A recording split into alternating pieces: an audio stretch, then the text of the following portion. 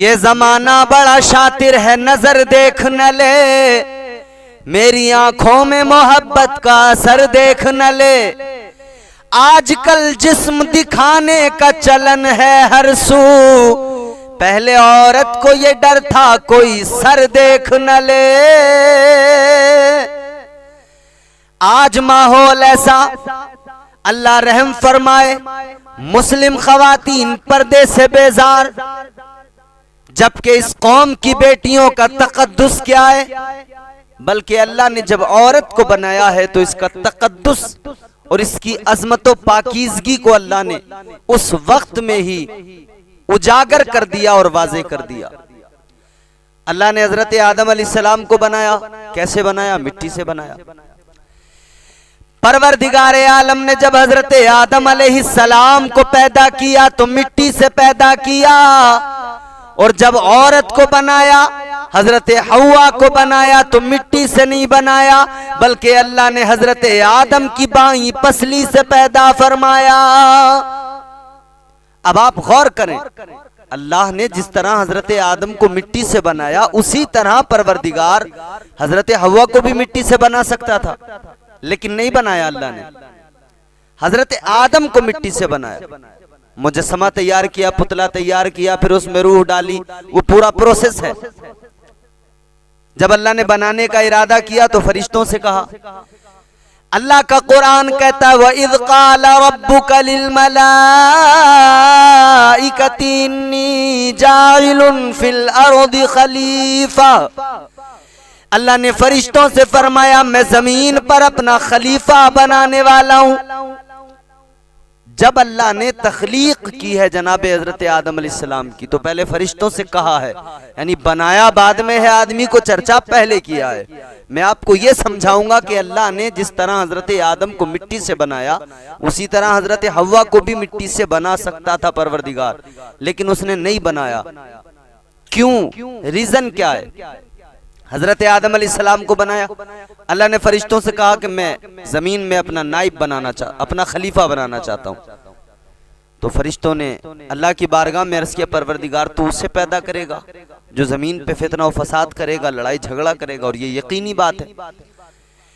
ऐ मेरे अजीजों, एक बात याद रखना, इंसान को अल्लाह ने अशरफ बनाया, अफजल बनाया, लेकिन फरिश्तों ने पहले ही कह दिया था ये जमीन में फसाद करेंगे, ये जमीन में लड़ाई झगड़ा करेंगे।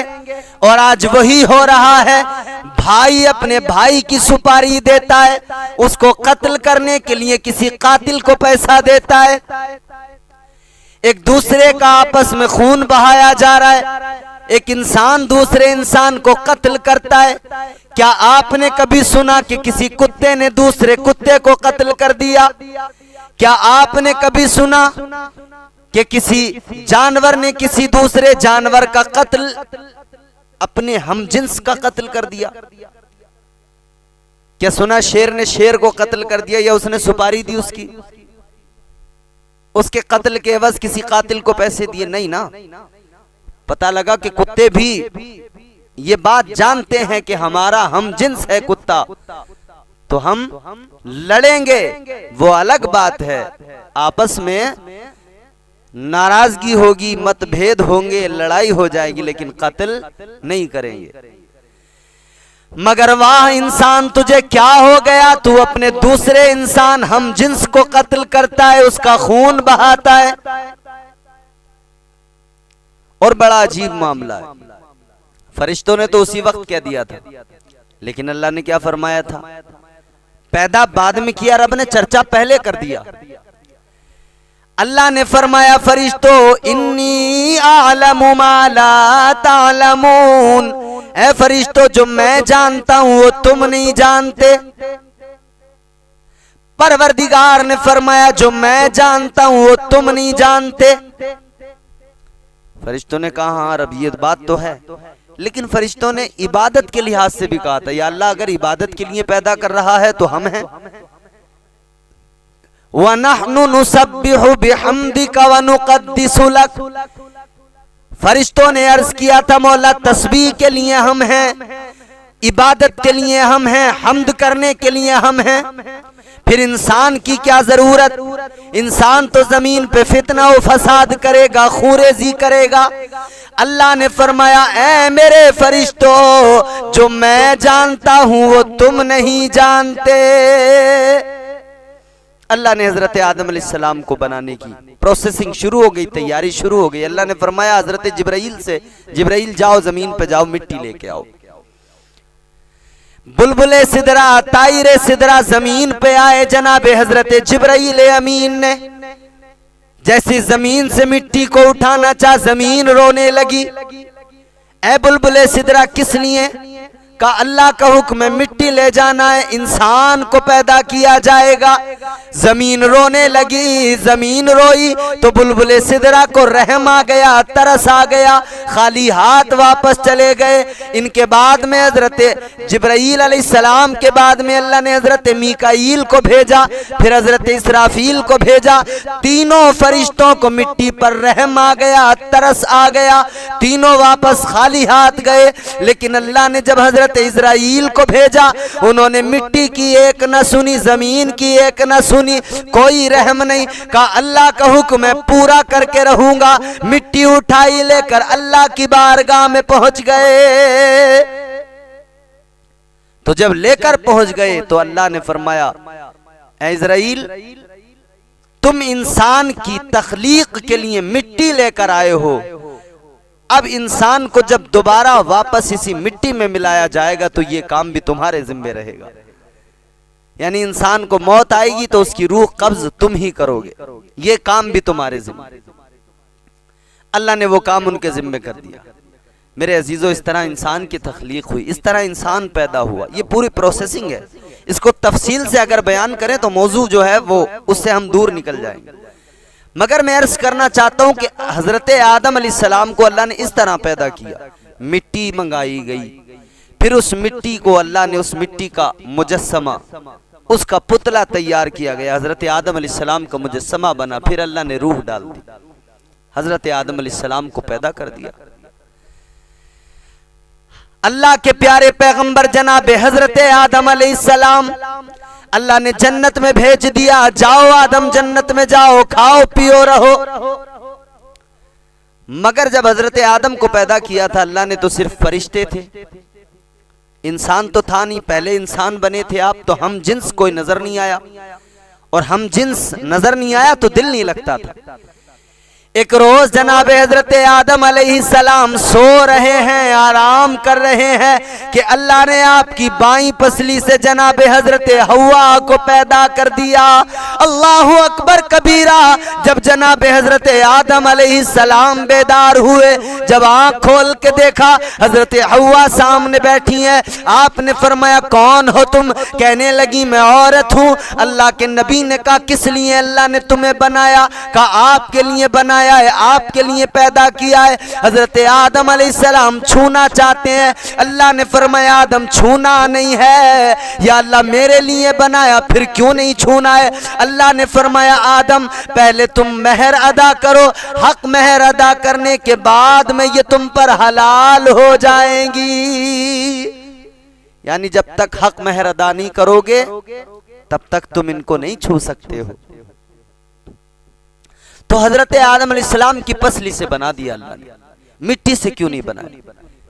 दरअसल बात यह है कि औरत के तकद्दुस को अल्लाह ने बरकरार रखा और उसकी अजमत व पाकीज़गी का अल्लाह ने गोया ऐलान कर दिया। फरिश्ता मिट्टी लेके आया, उस मिट्टी से हजरत आदम अलैहिस्सलाम बने। इसी तरह फरिश्ता मिट्टी लेके आता, फिर उससे हजरत हव्वा बनती। अल्लाह को यह भी गवारा नहीं था कि औरत जिस मिट्टी से बने उस मिट्टी का फरिश्तों को भी इल्म हो कि वो कौन सी मिट्टी है। इसीलिए पहले मिट्टी से आदम को बनाया, तो आदम मिट्टी से बन गए।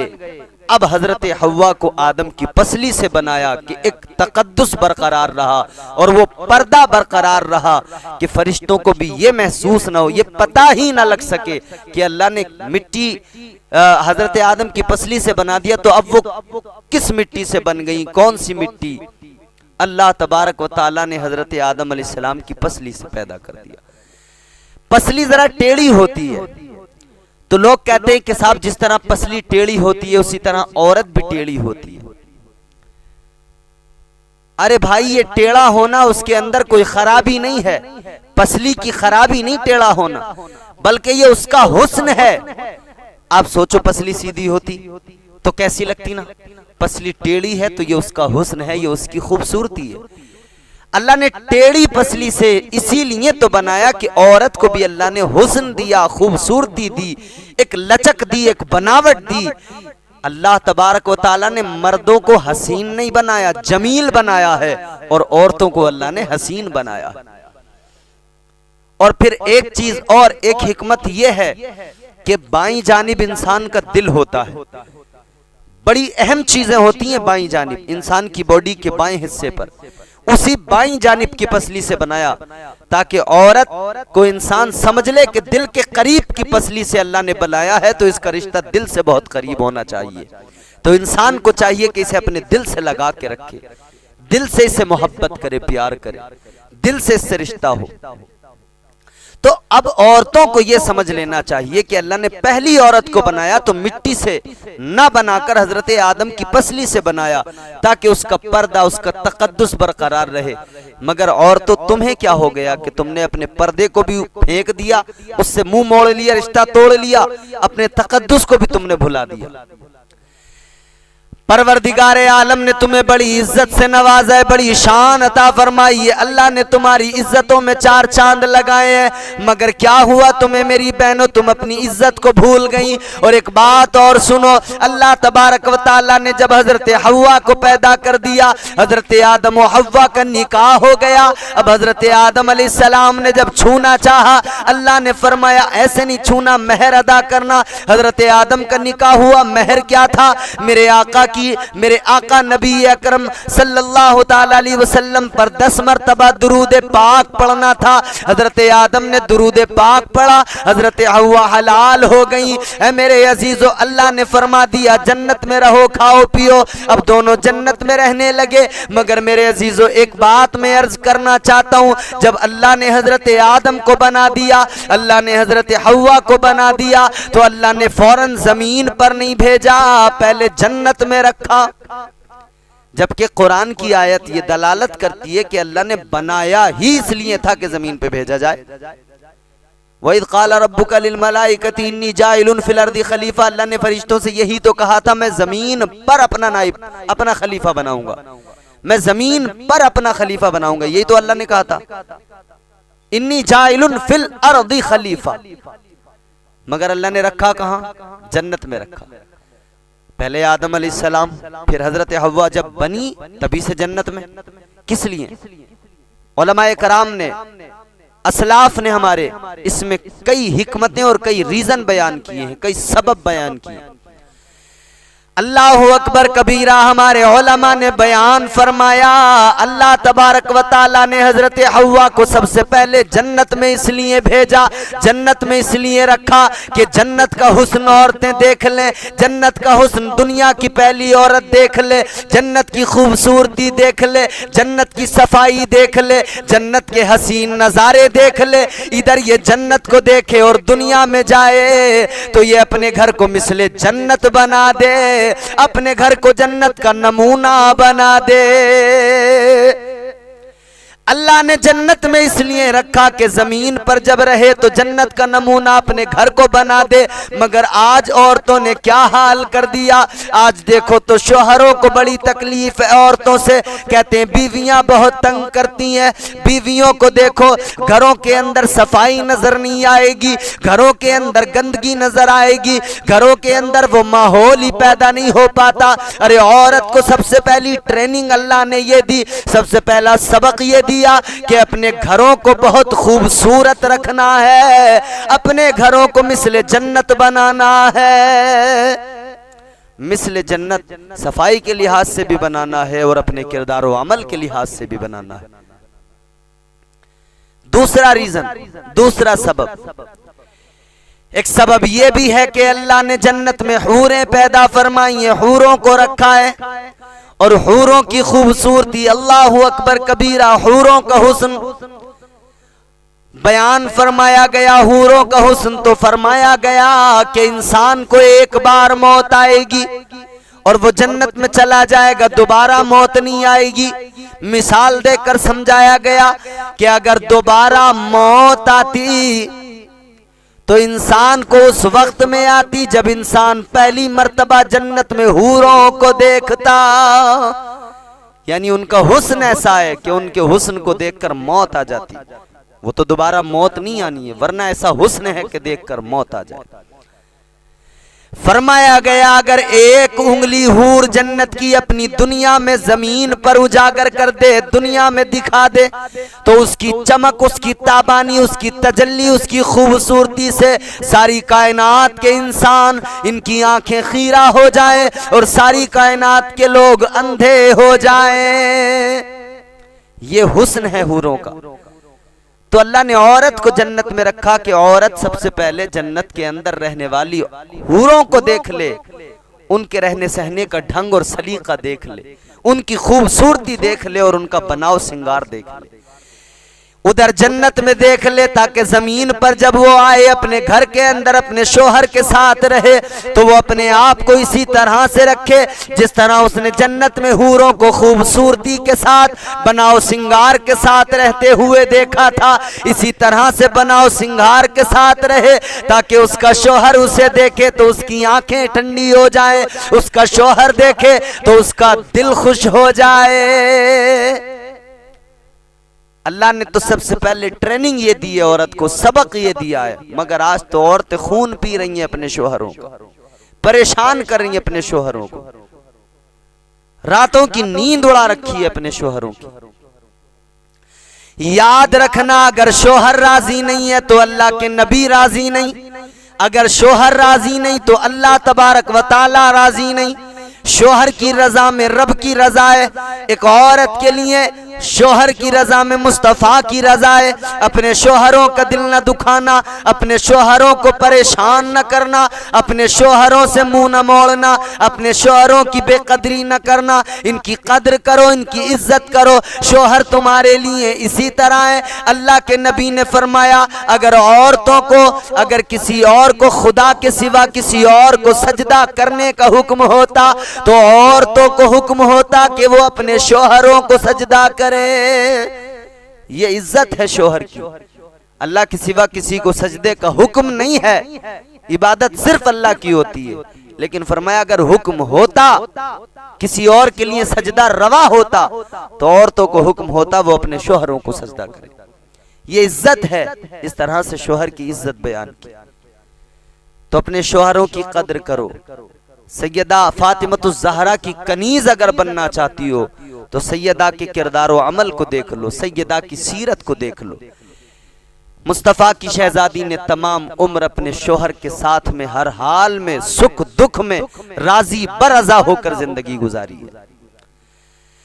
फाके भी घर के अंदर हुए तब भी अल्लाह का शुक्र अदा किया। कोई जबान पर शिकवा नहीं, कोई शिकायत नहीं।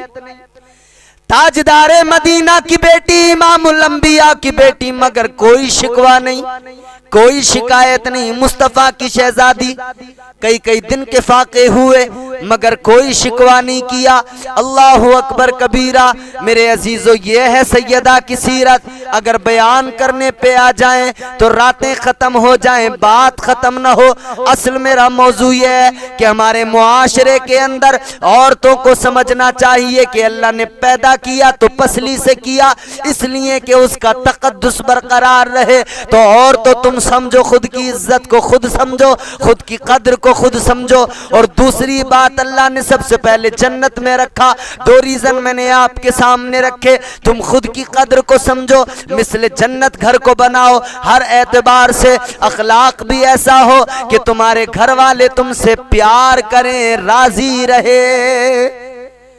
और लीचड़ी बन के ना रहो, गंदी बन के ना रहो, खूबसूरत बन के रहो, साफ रहो, अच्छे कपड़े पहनो और शोहरों को अपने राजी रखो। शोहर की रजा में रब की रजा।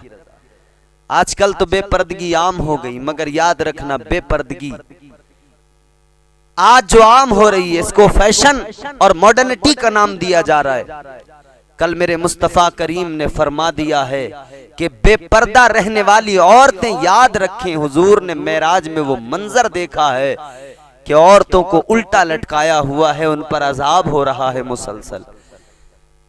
वो कौन औरतें थी? वही औरतें जो सर पे दुपट्टे नहीं रखती थी, पर्दा नहीं करती थी, वही औरतें थी वो।